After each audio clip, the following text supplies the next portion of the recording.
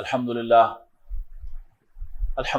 نحمدہ ونستعینہ ونستغفرہ ونؤمن بہ ونتوکل علیہ ونعوذ باللہ من شرور انفسنا ومن سیئات اعمالنا من یہدہ اللہ فلا مضل لہ ومن یضللہ فلا ہادی لہ ونشہد ان لا الہ الا اللہ وحدہ لا شریک لہ ونشہد ان سیدنا محمدا عبدہ ورسولہ ارسلہ بالہدی ودین الحق لیظہرہ علی الدین کلہ وکفی باللہ شہیدا فصلی اللہ علیہ وسلم تسلیما کثیرا کثیرا اما بعد فاعوذ باللہ من الشیطان الرجیم بسم اللہ الرحمن الرحیم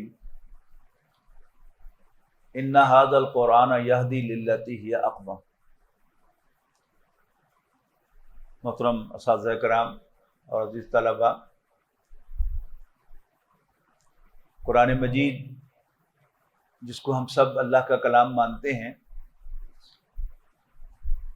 اور آپ حضرات اساتذہ بھی اور طلباء بھی قرآن مجید کے ساتھ اپنا اکثر وقت بھی گزارتے ہیں۔ قرآن مجید کے بارے میں ایک چیز عام طور پر دینی تعلیم کے دوران نظروں سے اوجھل ہو جاتی ہے کہ قرآن مجید ہدایت ہے۔ ہدایت کیا ہوتی ہے؟ اس کا سادہ جو مفہوم ہے وہ ہے راستہ بتانا، راستہ دکھانا۔ زمانہ طالب علمی میں اردو کا پرچہ ہو یا انگریزی کا پرچہ ہو، اس میں دو قسم کے سوال ہوتے ہیں کسی لفظ کے بارے میں۔ ایک ہوتا ہے اس کے معنی پوچھے جاتے ہیں، اور دوسرا ہوتا ہے اس کو جملے میں استعمال کرا کے دیکھا جاتا ہے۔ ہمارے استاد حافظ احمد یار صاحب رحمہ اللہ تعالی، انہوں نے مولانا داؤد غزنوی صاحب کے صاحبزادے مولانا ابو بکر غزنوی صاحب سے پوچھا کہ آپ تو بڑے خوش قسمت لوگ ہیں کہ دینی گھرانوں میں پیدا ہوئے اور بچپن سے آپ نے عربی پڑھی، ہم نے بڑھاپے میں آ کے پڑھی۔ ظاہر ہے دونوں پروفیسرز تھے، لیکن یہ دینی گھرانے سے تعلق تھا۔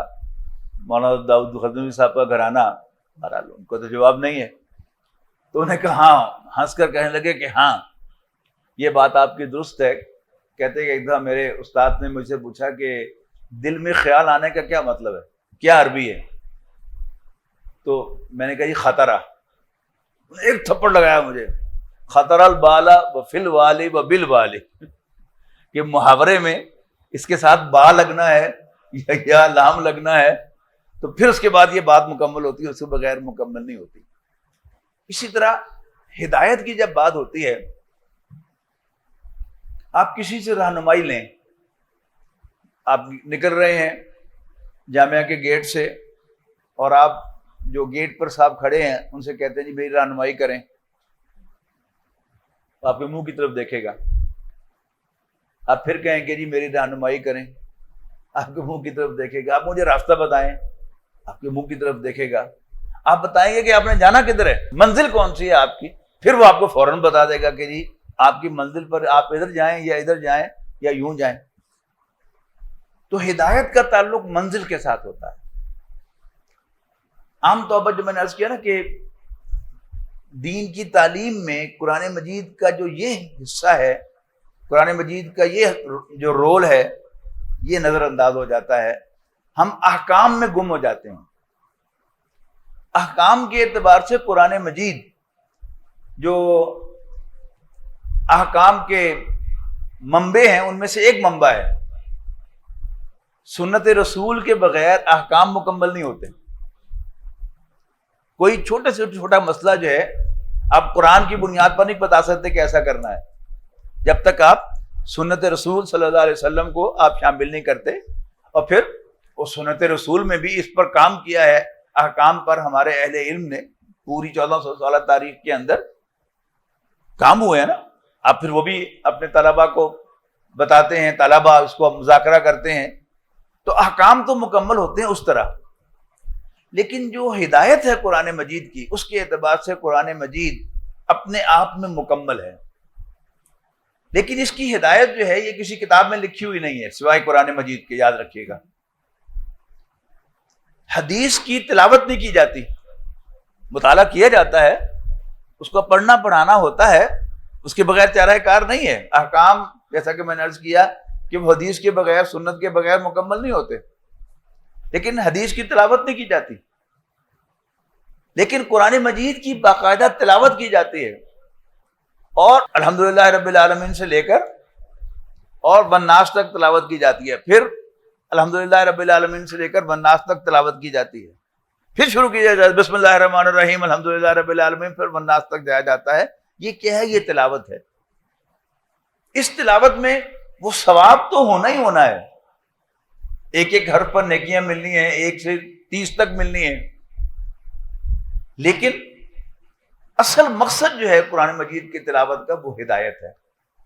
اور وہ ہدایت کیا ہے کہ ہماری منزل ہے آخرت، ہماری منزل ہے اپنے رب کو راضی کرنا۔ جو شخص بھی قرآن مجید کی باقاعدہ تلاوت کرے گا اس مقصد کے تحت کہ میرا رب مجھ سے راضی ہو جائے اور میری آخرت سنور جائے، تو قرآن مجید کی تلاوت سے ہر روز اس کو فائدہ ہوگا۔ اس کی دنیا میں، اس کے دل میں دنیا کھبنے لگے گی، اور قرآن مجید پڑھے گا تو تھپڑ مارے گا قرآن مجید، ادھر چل۔ یہ ہے قرآن مجید کی اصل ہدایت۔ وہ لوگوں کو راضی کرنے کے چکر میں پڑا ہوا تھا، قرآن مجید میں پڑھے گا وَلَا تَخْشَوْهُمْ وَاخْشَوْنِي، ان سے نہ ڈرو، مجھ سے ڈرو۔ یہ ہے قرآن مجید کی اصل ہدایت۔ تو قرآن مجید کے ساتھ انسان جب جڑتا ہے تو وہ قرآن مجید کی تلاوت کے ذریعے سے جڑ سکتا ہے۔ اجتماعی زندگی میں یعنی قرآن مجید کی ہدایت کے کئی رخ ہیں، اور ہر روز آپ کو ہدایت مل سکتی ہے۔ قرآن مجید نے جو مضامین کی ترتیب اور جو مضامین کی گردان ہے وہ اللہ تعالیٰ کی طرف سے ہے، اور ہدایت کی غرض سے ہے۔ مثال کے طور پر قرآن مجید کا کوئی مصحف آپ کھول لیں، اوپر سے لے کر نیچے تک پڑھیں، ہو ہی نہیں سکتا کہ اس میں آخرت کا ذکر نہ ہو، اور نہیں تو یہی ہوگا کہ ان اللہ علیم خبیر۔ یہ کوئی خبر نہیں ہے، یہ ڈانٹ ہے۔ مجھے یاد ہے کہ چھٹی جماعت میں سرگودا میں ایک سکول میں کچھ دیر پڑھا، 1.5 ماہ۔ تو ہمارے جو انچارج ہوا کرتے تھے شاہ صاحب، وہ حاضری لگاتے لگاتے نا یوں کر کے آنے رکھی ہوتی ہے انہوں نے، حاضری لگاتے رول نمبر 8 میں تک لیتا ہے، رول نمبر 9، رول نمبر 15 میں تک لیتا ہے۔ یعنی طالب علم نے کوئی شرارت کی تو اس کو بتا دیتے کہ میں نے دیکھ لیا ہے۔ اس کا یہ مطلب نہیں کہ جسٹ کوئی اطلاع دے رہے ہیں کہ میں دیکھ، مطلب کیا تھا کہ میں فارغ ہو کے تمہاری خبر بھی لیتا ہوں۔ تو اللہ تعالیٰ جب کہہ رہا ہے کہ میں دیکھ رہا ہوں، مجھے علم ہے، وہ کیا ہے؟ اصل میں ڈانٹ ہے۔ تو کوئی صفحہ ایسا نہیں ہو سکتا کہ جس میں قرآن مجید میں آخرت کا ذکر نہ ہو۔ تو سب سے اہم تذکرہ، سب سے اہم نصیحت قرآن مجید کی وہ کیا ہے؟ وہ آخرت ہے۔ اور اگر ہم قرآن مجید کی تلاوت کریں گے اس سے راستہ پوچھنے کے لیے، تو راستہ تو ہر صفحے پر بتائے گا، ہر لائن پر بتائے گا قرآن مجید کہ تمہاری منزل آخرت ہے، دنیا میں گم نہیں ہونا۔ ابھی ہم تلاوت سن رہے تھے سورہ کہف کے آخری رکوع کی آیات کی کہ قل هل ننبئکم بالاخسرین اعمالا۔ ترجمہ کرنے کی ضرورت تو نہیں ہونی چاہیے مجھے کہ ہے، چھوٹے بچے بھی بیٹھے ہیں، کر دیتا ہوں کہ کیا ہم تمہیں بتائیں کہ اعمال کے لحاظ سے سب سے زیادہ گھاٹے میں رہنے والے لوگ کون ہیں؟ الذین ضل سعیہم فی الحیاۃ الدنیا، وہ کہ جن کی تمام دوڑ دھوپ، محنت و کوشش وہ دنیا کی زندگی میں گم ہو کر رہ گئی، بھٹک کر رہ گئی۔ کافر کی یہ پہچان کہ آفاق میں گم ہے، مومن کی یہ پہچان کہ گم اس میں ہے آفاق۔ تو قرآن مجید کا پھر یہ کہ ایک مثال آپ کو اور دیتا ہوں، قصہ آدم و ابلیس، ایک ہی واقعہ ہے نا۔ قرآن مجید میں ہر 7-8 پاروں کے بعد یہ قصہ آتا ہے۔ پہلے پارے کے 4تھے رکوع میں وَإِذْ قَالَ رَبُّكَ لِلْمَلَائِكَةِ إِنِّي جَاعِلٌ فِي الْأَرْضِ خَلِيفَةً، پھر 8ویں پارے میں سورہ اعراف میں تقریباً 2 رکوع، ایک تو واقعہ ہے، اس کے بعد اس کے حوالے سے جو نصیحت ہیں، یا بنی آدم قد انزلنا علیکم لباسا یواری سوآتکم، پھر یا بنی آدم لا یفتننکم الشیطان کما اخرج ابویکم من الجنہ ینزع عنہما لباسہما لیریہما سوآتہما، یہ اس کے حوالے سے۔ پھر اس میں 6 پارے جمع کریں تو پھر 14ویں پارے میں سورہ ہجر میں تقریباً 1 رکوع، اس کے بعد سورہ بنی اسرائیل میں 1 رکوع سے کم، پھر سورہ کہف میں 1 آیت، اور پھر اس کے بعد سورہ طٰہٰ میں بھی 1 رکوع سے کچھ کم۔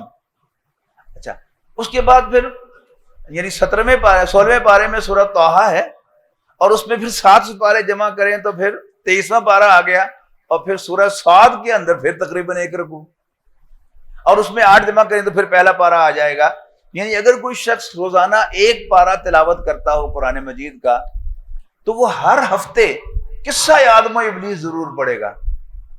اور قصہ آدم و ابلیس ہے کیا؟ دیکھیے، غلطی ہو جانا کوئی مسئلہ نہیں ہے، اللہ تعالیٰ کی نافرمانی ہو جانا بھی کوئی مسئلہ نہیں ہے، بغاوت نہیں ہونی چاہیے۔ یہی ہے نا کہ نافرمانی تو دونوں سے ہوئی، یعنی دونوں کرداروں سے، آدم و حوا ایک کردار ہے سلام علیہما، اور شیطان مردود دوسرا کردار ہے، دونوں سے نافرمانی ہوئی۔ اس نے سجدہ نہیں کیا، نافرمانی ہو گئی، اور اللہ تعالیٰ نے منع فرمایا آدم و حوا کو کہ باقی سب کچھ جو مرضی کھاؤ پیو، لیکن اس درخت کے قریب نہیں جانا۔ لیکن شیطان نے پٹو ڈال کر، گھیڑا ڈال کر اسے یعنی نہیں آمادہ ہوئے، کہا چلو چکھ کے دیکھ لو، چکھنے کا کوئی مل نہیں ہے۔ فلما ذاقت شجرۃ بدت لہما سوآتہما، تو یہ کام اس نے کروا لیا۔ اچھا، دونوں کی اللہ تعالیٰ نے جواب طلبی کی۔ سب سے زیادہ تفصیل سے یہ واقعہ سورہ اعراف میں آیا ہے کہ شیطان نے جب حکم نہیں مانا تو اللہ تعالیٰ نے جواب طلبی کی، ما منعک اللہ تسجد اذ امرتک، کس چیز نے تمہیں سجدہ کرنے سے روکا جبکہ میں تیرا مالک ہوں، میں نے حکم دیا تھا؟ تو وہ کہنے لگا تیرا حکم ہی غلط تھا، خلقتنی من نار و خلقتہ من طین، تو نے مجھے آگ سے پیدا کیا، میں انرجی سے، توانائی سے ہوں، اور یہ میرا مٹی ہے، تو میرا اس کو سجدہ کرنا بنتا ہی نہیں تھا، یعنی تیرا حکم ہی غلط تھا۔ اور یہ خالص جو نافرمان شخص ہوتا ہے اس کا کردار ہوتا ہے کہ آپ کہیں گے کیوں کیا، کیوں نہیں، اور نہیں سر تسی اس طرح کیتا سی، تسی یہ کیا سی، وہ کیا سی، نہیں، یہ ثابت کرنے کی کوشش کرے گا کہ آپ کا حکم غلط تھا، یہ شیطان نے کیا، اور یہی ہم کرتے ہیں۔ اور آدم و حوا کی بھی اللہ تعالیٰ نے جواب طلبی کی، او آدم و حوا الم انہکما عن تلکما الشجرہ، کیا میں نے تم دونوں کو اس درخت کے پاس جانے سے منع نہیں کیا تھا، کھانے سے منع نہیں کیا تھا، پاس جانے سے منع کیا تھا؟ وَأَقُلْ لَكُمَا إِنَّ الشَّيْطَانَ لَكُمْ عَدُوٌّ مُّبِينٌ، اور تمہیں تاکید نہیں کی تھی، کہا نہیں تھا، بتایا نہیں تھا کہ شیطان تمہارا گردہ دشمن ہے؟ اب آدم و حوا بھی کہہ سکتے تھے کہ اللہ میاں شیطان نے سب دس دیتا ہے، سارا بتا دیا اس نے ہمیں کہ تو نے ہمیں زمین کے لیے پیدا کیا ہے، فَإِذْ قَالَ رَبُّكَ لِلْمَلَائِكَةِ إِنِّي جَاعِلٌ فِي الْأَرْضِ خَلِيفَةً، اور تو ہم ہمیں بہانے سے زمین پر بھیجنا چاہتا ہے، ٹھیک ہے بھیج دیں ہمیں زمین پر۔ یہ کیا ہے؟ یہ باغیانہ طرز عمل ہے۔ لیکن آدم و حوا نے یہ نہیں کہا، چپ کر کے معافی مانگی، ربنا ظلمنا انفسنا وَإِن لَّمْ تَغْفِرْ لَنَا وَتَرْحَمْنَا لَنَكُونَنَّ مِنَ الْخَاسِرِينَ۔